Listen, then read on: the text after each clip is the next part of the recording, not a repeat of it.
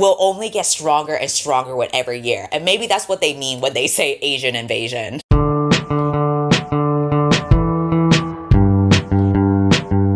It is officially May, which means that it is now the start of Asian Readathon, which is a month-long reading marathon dedicated to reading books by Asian authors. I started this back in 2019, and I can't believe that it's been several years since then. It has always been an online event that I have wanted it to be easy and accessible for everyone. So even if you don't typically read diversely, or if you don't read that many books at all, the Readathon is meant for anyone to approach as easily or as complicated as they want. So you can easily pull this off with one book or several books. It's totally up to you. So consider how much time you have and approach with whatever works for you. Also, the cool thing about starting Asian Readathon is that I have also built up this directory of books by Asian authors over the course of several years. And this is all community run. It's a page on StoryGraph where people can add book recommendations based on author ethnicity and reading prompts and so many other things. And I think this is a good resource to turn to, even like outside of May. If you're just looking for more books to check out, this is the place to go. So I'll talk more about that directory of books, and I will also have the link to the big master list Google Doc that has like all of the information of like the reading challenges and book clubs going on and helpful links and all that jazz. My video is essentially regurgitating all of that, but while we're on the topic of Asian authors, I do want to take this as an opportunity to shout out some new releases from Asian authors that have come out this year. So with all these books at hand, there's no way that you will be running out of ideas for what books to check out this month, because the resources are literally right there and they've been built for years. Okay, so with that in mind, let's get into the fun stuff, which is the reading challenges and then some of the book shout outs that I want to make for Asian authors. So this year's challenge is loosely themed around this past year's major cultural hit, K-pop Demon Hunters. I don't think there's been any other Asian media within this past year that has been as big as the K-pop Demon Hunters franchise. I was dressing up as a Saja girl, going to the gay clubs like this. I was playing that soundtrack all day, every day. I was looking at fan art. I was looking up smutty fanfic. Like, it really ignited the fangirl in me. But I love how it swept so many people, like both children and adults, because it's such a good animated movie. And I'm so glad it won the Oscars and it deserves all the success in the world. And so with that in mind, I wanted to base the year's challenges at least loosely around the movie. Once again, these challenges are meant to be easy and accessible, and they are open to interpretation too. So you don't have to be super strict to it if you are,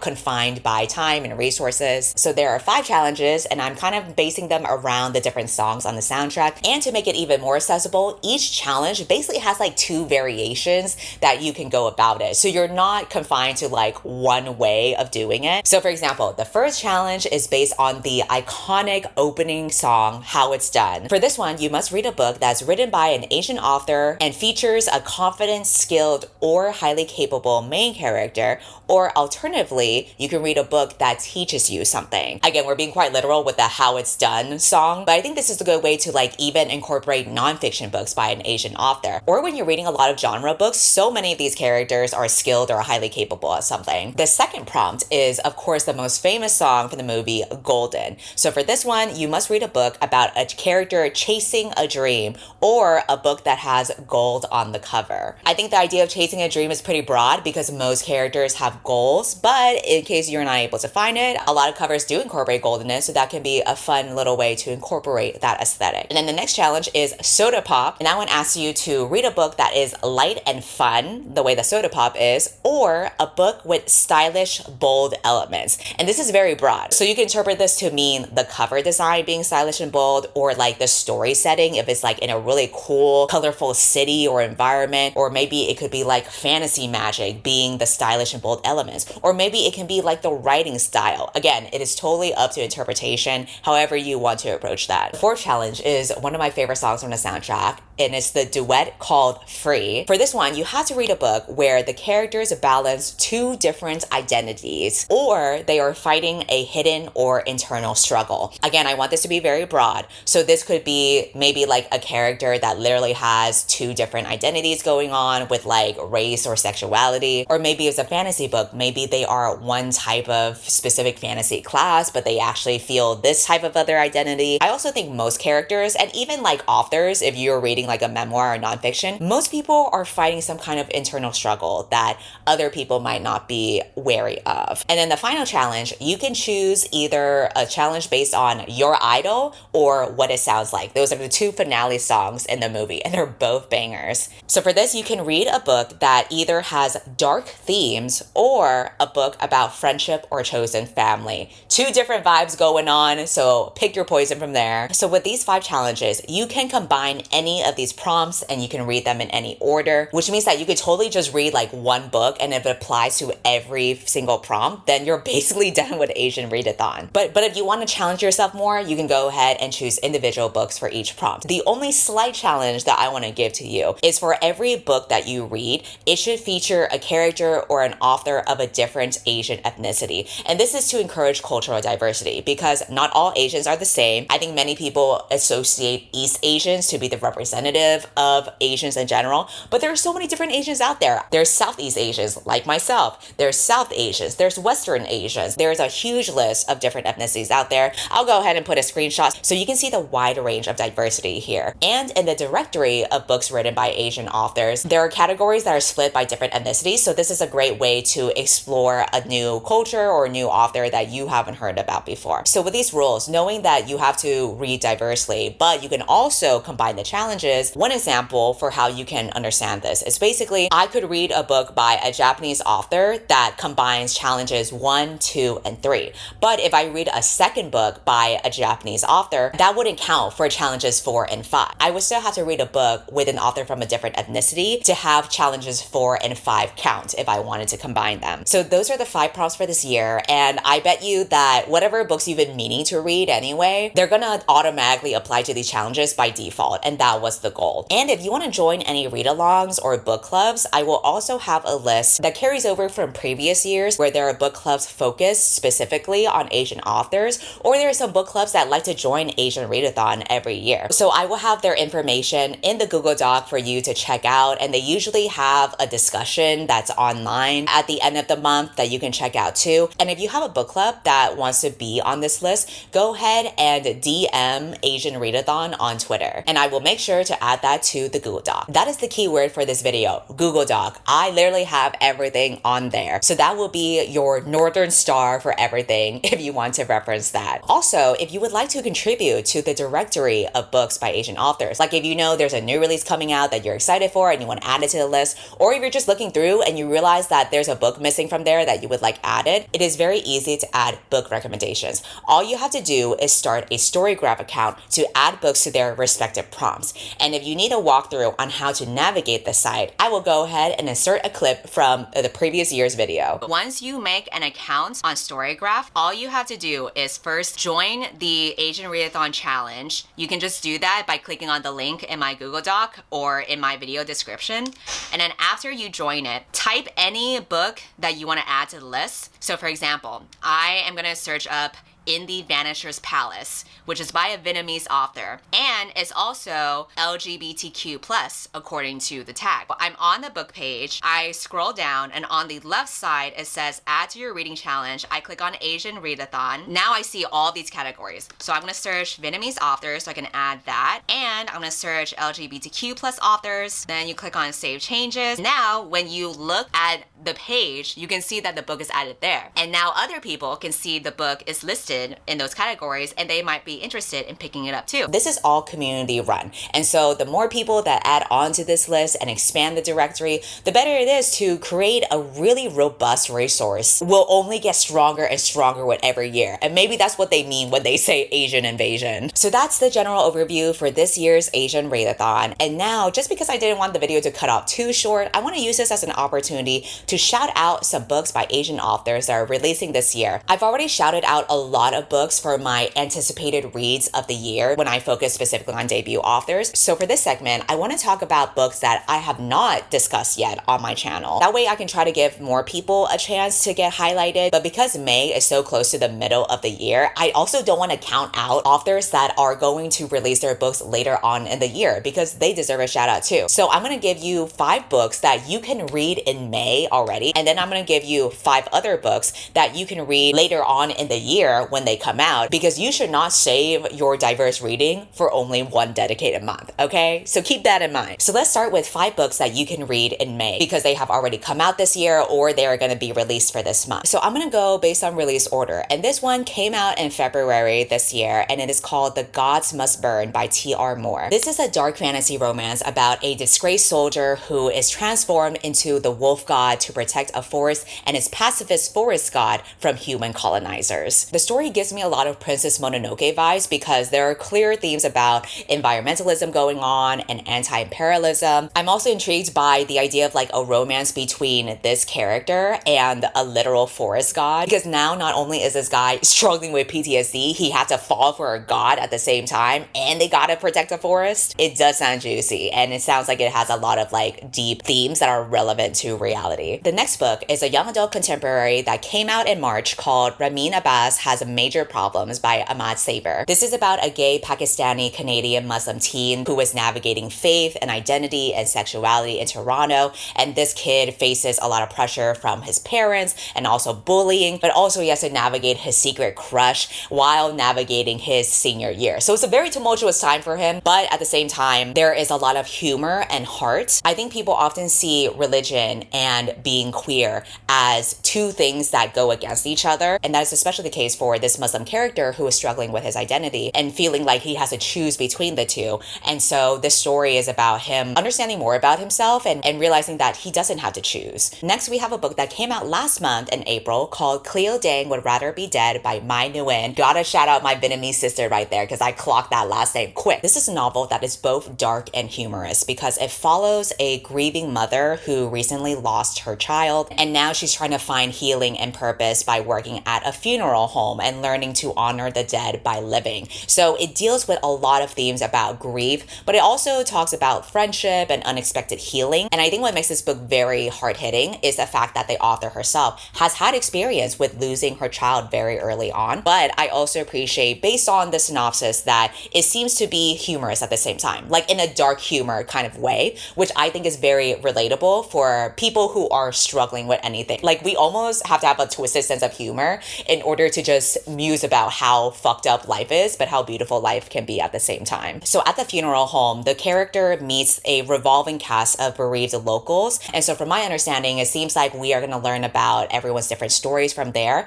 and how that can help her confront her own grief as well. And then coming out on May 7 is Strange Familiars by Keith Chow. This is a Chinese-Australian author who I also discovered this year who has written a romantasy novel about 2 rival students at a magical veterinary college who reluctantly team up to investigate magical surges that are causing chaos in London, while at the same time trying to figure out their animosity and blooming feelings for one another. There's also a talking cat named Percy, so that already sounds super cute. The magic system sounds very unique, where magic is more of a commodity, and then there's academic rivalry going on. And I also appreciate how, like, with the setting being academia, there are themes about class and privilege. And this is the first book in a duology, so it just sounds like a really fun ride. I love the idea of magical veterinary science. I think this is a really cool way of like approaching new methods of magic. And I think for people who are animal lovers, this is going to be like a new fun element to it as well. And then the next week, coming out on May 12th, is Love Among Thieves by Katrina Kwan.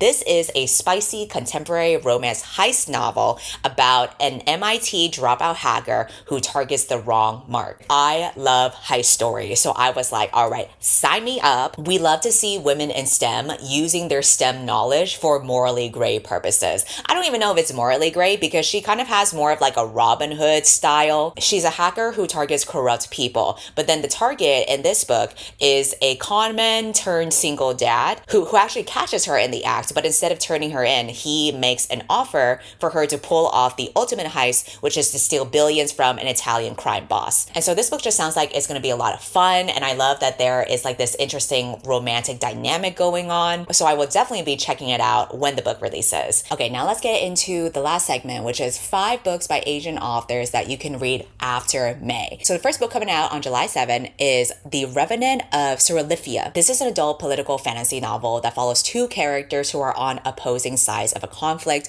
while there is an imperial fleet that's threatening genocide against silver-eyed people. So we have the main guy who comes from a kin of silver-eyed people where over 17,000 of them have already been slaughtered. So he has already seen a lot of violence and carries a lot of hatred for the ways that his people have been eradicated. And so his goal is to liberate his home. And then the other main character is a usurped prince that wants his throne back. And he actually is able to escape from prison through violent revolutionaries, and he ends up joining them. So the book follows these two characters hunting each other across the country. There is a time limit because the Empire's warships are going to land in 2 weeks to exterminate everyone with silver eyes. And so if these two characters can't work together and unite their forces against this Imperial fleet, then they are going to be extremely fucked. Overall, this book sounds like it has a lot of political intrigue. There are obvious themes about war and the cost of them, and it just sounds like a really complex, gritty kind of story. And I'm looking forward to seeing how these characters work together. The next book comes out on July 14th called Dominion by Jean Kwa. This is a fantasy romance inspired by Chinese mythology, and it features a world divided into 4 rival factions. And so the story follows a refugee with hidden singing magic who is forced into a deadly trial with a powerful warrior. They have to work together to stop demons from rising, and so there's going to be mythical creatures, there's obviously a lot of high stakes, and there are themes about identity and belonging. What I'm most fascinated by is the idea of singing magic, because the main character is also a ribbon dancer, and she's been hiding this magic of hers, and then the main guy is a metal mage, which sounds badass as fuck. So I'm curious to see like how they're gonna work together and how their magic is gonna create this dynamic. Like if they're gonna go in this brutal trial together and you're combining singing and metal, I want to see how that's gonna be executed. The next book coming out on August 4 is The Hardest Ones to Fool, and this is a young adult thriller by Christina Lee, and it's about a teenage scammer who is juggling 3 boyfriends until her best friend gets murdered, and that forces her to team up with her academic rival to solve the crime and keep her own secrets safe. I think it's so funny that she is juggling 3 boyfriends and they don't even know about each other, and she has different identities and personas that she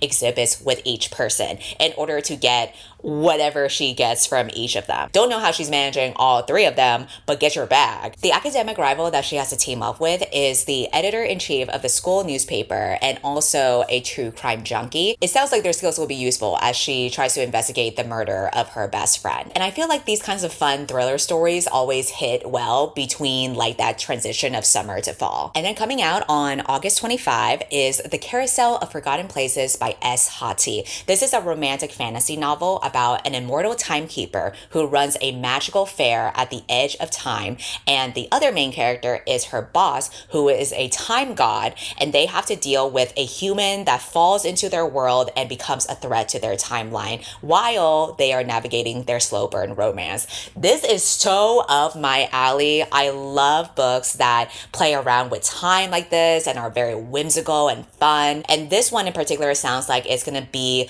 more of like a cozy romantasy because there's humor, there's whimsy, there's a charming cast of a found family of ghosts. I think the setting of a magical fair sounds like so much fun too, and the conflict that happens with the human coming in involves the fair showing signs of time rot. So I want to know what that means. Like I want to see shit get fucked up like this, and the two characters have to figure out how to work together, and then they just fall in love along the way. And they have known each other for 500 years. So that is a long time for yearning. And then the last book coming out in fall, I don't know what the release date is, and actually the cover is not out yet, but I did get permission from the author to reveal it. The tagline isn't on the cover yet because they're still trying to figure it out, but we didn't want to show like a blank cover. We wanted to show you what it will look like. And so here I am presenting to you That Asian Girl is a Problem by Rachel Fan, because I am a nonfiction girly, so I always gotta read it at least once a month. So this is a collection by a Chinese Canadian author who wrote a memoir last year called Restaurant Kid. If you love memoirs like I do, then you might also enjoy this one because it talks about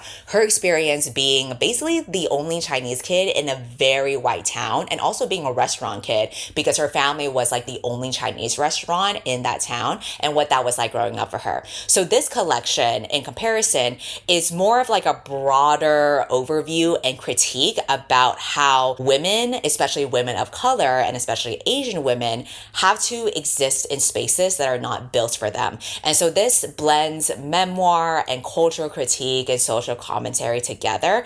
But because Rachel is who she is, I had the pleasure of meeting her last year. She has a very sardonic humor to her. I think we have a similar sense of humor as well. And so I think, you kind of need that humor when you're dealing with a bunch of bullshit. And so I'm looking forward to seeing the ways that she blends that with her honesty and with her experiences of tackling racism and misogyny and identity. And I think also, just based on the title alone, it's going to reclaim the idea of being a problem as a source of power and resistance. So I'm looking forward to diving into that, as well as so many of the other books I've talked about. And I'm sure there are so many more that I haven't talked about or haven't even discovered yet. So if there are any books that are on your radar that you would like to shout out, or if you are an Asian writer yourself who's watching this video, feel free to plug yourself in the comments. And also be sure to add those books to the directory of books by Asian authors. And if you are participating in Asian Readathon, let me know what books you plan on reading in May. Thanks for watching, and I'll see you next time. Bye!